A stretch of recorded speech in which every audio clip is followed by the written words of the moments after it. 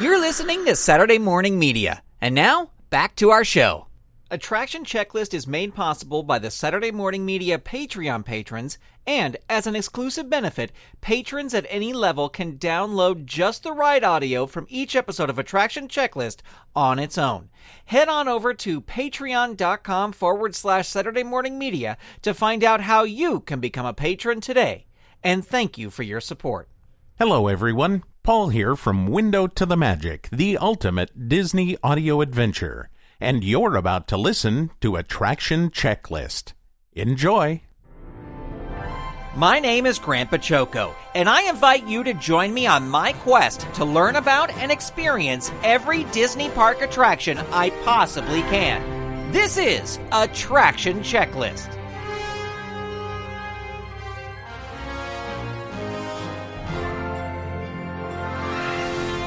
Welcome to Attraction Checklist. We've got something a little different for this episode as we take a look at a classic Walt Disney World show that is not inside one of the four parks, but instead out on the waters of Bay Lake and the Seven Seas Lagoon. It's the Electrical Water Pageant. It's not listed in any guide maps, but it is described on the Walt Disney World website in the following manner. Great sea creatures and twinkling flags cross the lagoon to electronic tunes in this playful nighttime water parade. Now, before we experience this nighttime classic, here are 5 fast facts about Walt Disney World's Electrical Water Pageant. 1. The 15-minute-long Electrical Water Pageant debuted on Monday, October 25, 1971, making it one of the few original opening year shows that is still running at Walt Disney World. 2. The Electrical Water Pageant consists of 14 floats, which contain over 50,000 light bulbs to light up the parade's turtles, whales, octopus, and sea serpent. It is said that crews replace anywhere from 100 to 1,500 bulbs a week to keep the floats in tip-top shape. 3. Guests today can see the same floats in the same order, dating all the way back to 1977. 4. The Electrical Water Pageant runs up to 6 times a night at various locations on the Seven Seas Lagoon and Bay Lake. Guests can watch from locations including the Polynesian Resort, Fort Wilderness Campground, and Disney's Contemporary Hotel. And 5. The Electrical Water Pageant was the inspiration behind the Main Street Electrical Parade. The music piece Baroque Hoedown, which is commonly associated with the Main Street Electrical Parade, was originally featured in the Electrical Water Pageant. Now it's time to light up the night with the Electrical Water Pageant. If you have headphones, put them on now, as this is a binaural recording, and stay tuned after the audio to hear my thoughts on this attraction, as you'll be hearing my first time experiencing Walt Disney World's Electrical Water Pageant.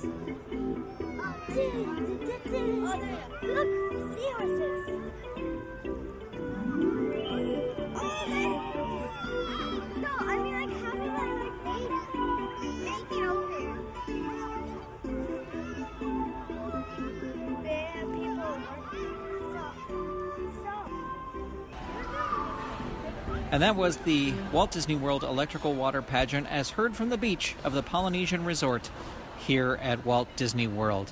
So, do I like this? I love it. It is, of course, the inspiration for the Main Street Electrical Parade, but it's vintage Walt Disney World. It is pretty much opening day Walt Disney World fun.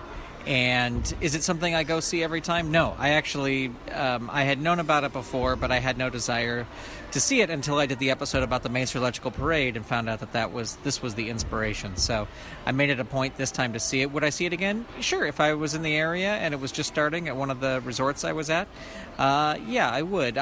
Don't know if I'd necessarily make a point to go see it unless I was showing it to somebody.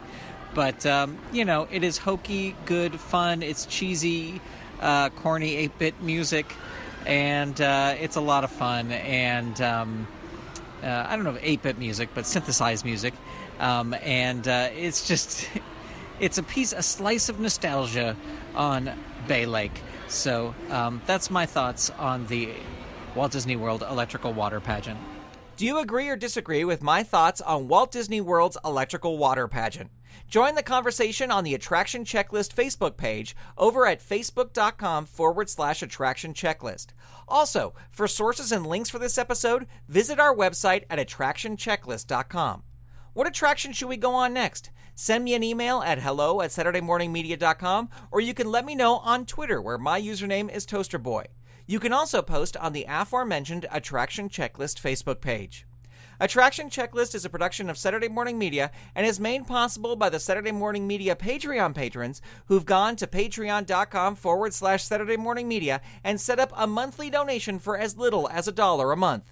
Huge thanks to Shay Stewart, Mer Lafferty, Jeff Peterson, Dale Gadania, Steven Staver, Jackie Klimo, Melissa Crawford, Dave Slusher of the Evil Genius Chronicles, Mike Coughlin, Dorothy Pachoco, John D., Kathy Crawford, Brian Greer, Carrie Whitney, Chuck Namasi from the Technorama Podcast, Chris Foster, Stephen Ing, Clinton of ComedyForecast.com, Vicky DeVries, Mike Wabshall, Twitter user Butzingear, a.k.a. Wildcat, Eve Cunning, Mike Hamilton, Gaston Moreno, Reed Loveland, Ivan Asquith, Vanessa Whitney, Janine Lee, Peggy Etra, Kristen Hogan of Squid Friends, David Akers, and Zoe Palladino.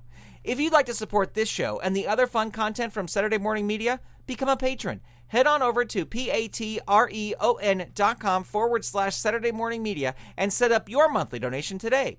You can also tell a friend about the show or leave the show a review in the iTunes Apple Podcast directory. And while you're over there in iTunes Apple Podcasts, be sure to click that subscribe button. That way you'll get new episodes the moment they are released. Thank you so much for tuning in to Attraction Checklist. We'll talk to you next time. Attraction Checklist is copyright 2017 Saturday Morning Media, Grant Pachoco, executive producer.